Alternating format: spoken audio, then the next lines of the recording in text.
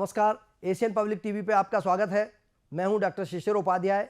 कल जिस तरह से लोकसभा में देश के माननीय प्रधानमंत्री नरेंद्र मोदी जी ने विपक्ष पर प्रहार किया है और अपने भाषणों से आने वाला कल की कोई ना कोई लाइन खींचते नजर आए हैं। उन्होंने लोकसभा में अपने जवाब में, अभिभाषण के जवाब में जिस तरह से प्रहार किया है, उन्होंने कटाक्ष कर करके ये बताया है कि हम देश में अब तो खड़गे जी भी, कांग्रेस के दिग्गज नेता खड़गे जी भी 400 पार का नारा दे रहे हैं। आइए सबसे पहले आपको हम सुनाते हैं कि देश के माननीय प्रधानमंत्री जी ने लोकसभा में किस तरह से विपक्ष पर हमला बोला। आज विपक्ष की जो हालत होगी ना, इसकी सबसे दोषी कांग्रेस पार्टी है।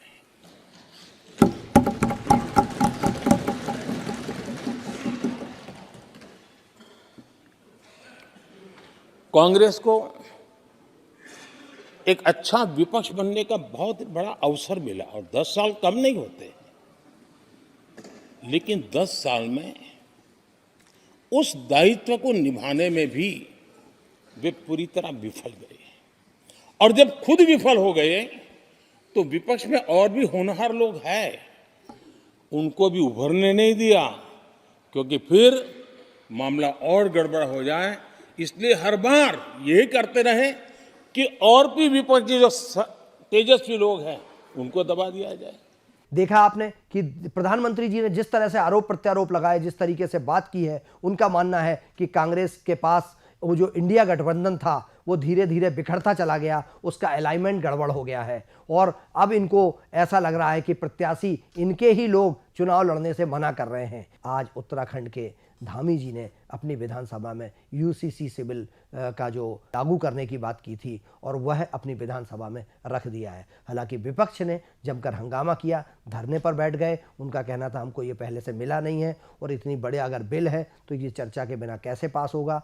कुछ देर के लिए विधानसभा अध्यक्ष महोदय ने 2 बजे तक उत्तराखंड की विधानसभा में उन्होंने विधानसभा की कार्रवाई स्थगित कर दी थी। 2 बजे से फिर शुरू हुई और यह धामी जी के साथ साथ पूरे देश में, आइए हम आपको दिखाते हैं कि इस मुद्दे पर जो मुस्लिम समाज के लोग हैं और दूसरे अन्य समाज के लोग हैं और मुख्यमंत्री धामी स्वयं ने क्या कहा है।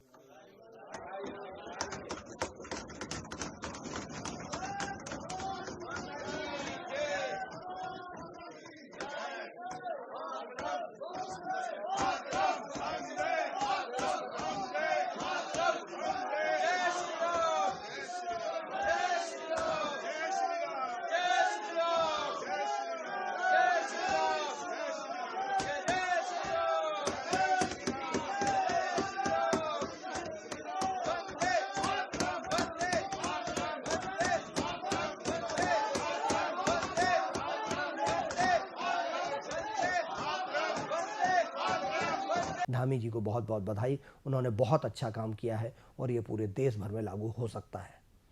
अगली खबर की तरफ हम बढ़ेंगे। एक और खबर पूरे देश भर में हंगामा मचा रही है।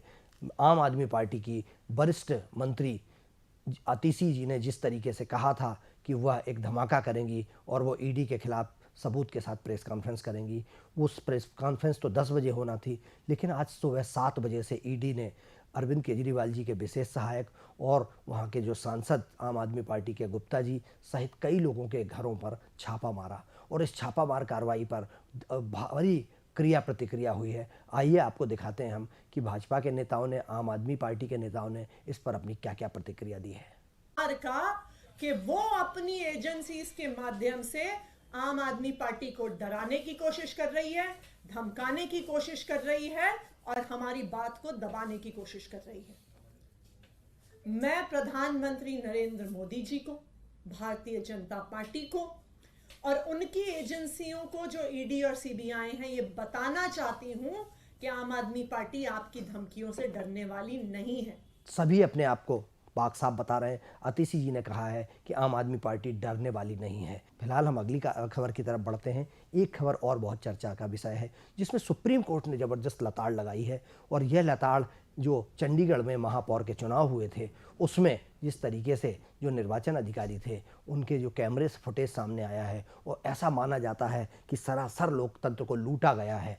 वो हाथ से जो फुटेज बता रहे हैं, ये सुप्रीम कोर्ट के माननीय जस्टिस का ये कहना है कि उसमें जानबूझ के ऐसा किया गया है, और इनको खुद प्रस्तुत होना पड़ेगा कि उन्होंने कैमरे की तरफ देख देख के किस तरह से बात की है, उस पर क्यों निशान लगाए हैं, रिजेक्ट किए हैं तो किस बेस पे रिजेक्ट किए हैं, यह सारी चीज़ें, और उन पर कड़ी कार्रवाई करने के लिए, उन पर आपराधिक मुकदमा दर्ज करने के लिए कहा गया है।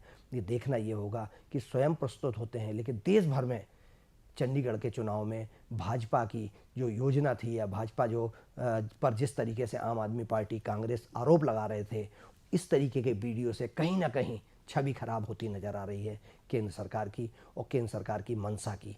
आइए सबसे पहले हम इस मुद्दे पर आपको कुछ बयान सुनवाते हैं। चंडीगढ़ महापौर के चुनाव में जो धांधली हुई है, उस पर भाजपा, आम आदमी पार्टी और कांग्रेस के लोगों ने क्या कहा है। पिछले कुछ सालों से हम लोग अक्सर ये सुना करते थे कि बीजेपी चुनावों में गड़बड़ करती है।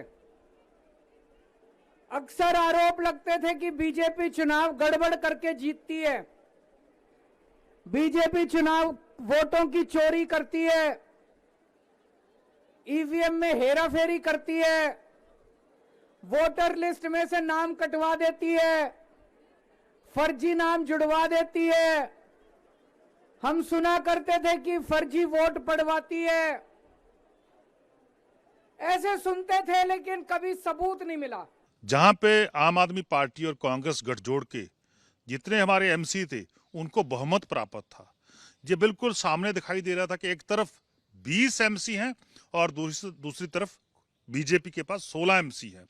वहां पे बीजेपी के एक आदमी द्वारा, मैं समझता हूं क्योंकि बीजेपी का बन गया वो अधिकारी, उस अधिकारी ने जैसे बीजेपी का कार्यकर्ता होता है, ऐसे काम करके दिन दिहाड़े लोकतंत्र की हत्या की, और दिन दिहाड़े हत्या करके जितने हमारे बैलेट बोर्ड थे उन पे अपने पेन से उन मार्क किया ताकि उनको इनवैलिड डिक्लेयर किया जाए। जी आपके कैमरों ने, जो मीडिया है, जो मैं समझता लोकतंत्र को बचाने वाला एक हमारा फोर्थ पिलर है, उसने उस चोरी को पकड़ा। आज देश की सर्वोच्च अदालत ने ये टिप्पणियां की हैं कि देश के लोकतंत्र को का इस इलेक्शन में मर्डर हुआ है। देखा आपने, ऐसा लगता है कि लोकतंत्र की सीधी सीधी हत्या की जा रही है, और इस तरीके के आरोप प्रत्यारोप से लगता है। सच्चाई क्या है ये तो माननीय उच्च न्यायालय बता चुका है, सुप्रीम कोर्ट के न्यायाधीश बता चुके हैं। लेकिन क्या इलेक्शन कमीशन की अपनी कोई जिम्मेदारी नहीं है? हर जगह सिर्फ न्यायालय ही दखल देगा? इलेक्शन कमीशन क्यों ऐसा चुपचाप बैठा हुआ है? क्यों कड़ी कार्रवाई नहीं की जाती? और ये जो रिप्रेजेंटेटिव थे, अगर ऐसे लोग ही इलेक्शन में रहेंगे तो लोगों का भरोसा उठ जाएगा। अगली खबर, मध्य प्रदेश में कांग्रेस पार्टी लोकसभा चुनाव के लिए मंथन कर रही है। उनके पास राजस्थान से प्रभारी के रूप में, यहाँ जैसे भारतीय जनता पार्टी ने अभी मंथन किया था लोकसभा चुनाव में, उन्होंने सेक्टर प्रभारी बना दिए हैं, लोकसभा प्रभारी बना दिए हैं, ऐसे कांग्रेस भी 2 दिनों से मंथन कर रही है। प्रदेश अध्यक्ष जीतू पटवारी की अध्यक्षता में जो और केंद्र से आए हुए कांग्रेस के पदाधिकारी हैं, उनकी उपस्थिति में, प्रभारी महासचिव की उपस्थिति में मंथन हुआ। प्रत्येक लोकसभा क्षेत्र पर चर्चा की गई। जैसा है कि माननीय प्रधानमंत्री महोदय का बयान आया था, प्रधानमंत्री महोदय ने ये कहा था कि कांग्रेस के कुछ हमारे मित्र चुनाव लड़ने से मना कर रहे हैं, उनको इतना भय हो गया है। इस पर पलटवार करते हुए कांग्रेस के दिग्गज नेताओं ने कहा है कि प्रत्येक लोकसभा से 5-5, 6-6 नाम हमारे पास हैं।